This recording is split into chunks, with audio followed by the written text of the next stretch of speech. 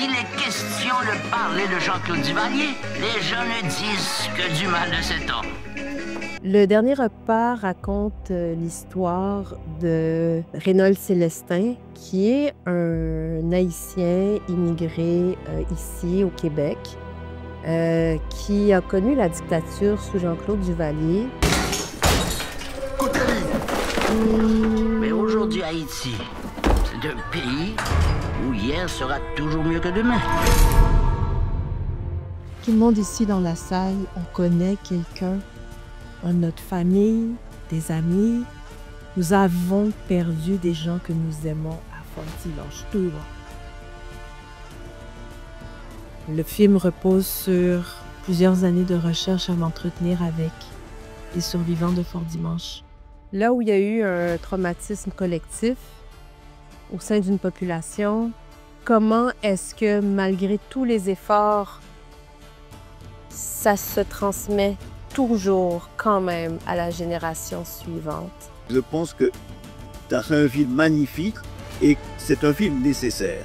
Aujourd'hui, il y avait une présentation spéciale avec la communauté haïtienne ici à la Maison d'Haïti et je vois comment collectivement parler de ce traumatisme-là, ça libère la parole.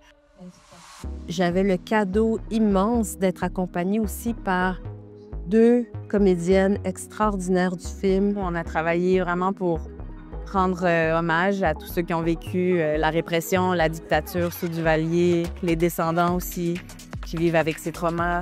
Je suis vraiment contente de le voir avec vous. C'est venu vraiment me chercher émotionnellement. C'est comme ça arrivait beaucoup de choses en moi. Puis je suis très contente de l'avoir vu avec ce public-là, justement, particulièrement de la Maison d'Haïti.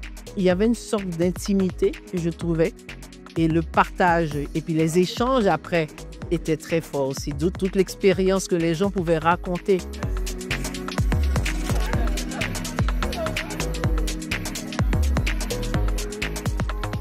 C'est super important que les femmes afrodescendantes artistes puissent bénéficier d'événements comme une biennale où est-ce qu'on peut faire le point, parler de ce qu'on fait, comment on le fait, pour qui on le fait, et aussi qu'on puisse les découvrir.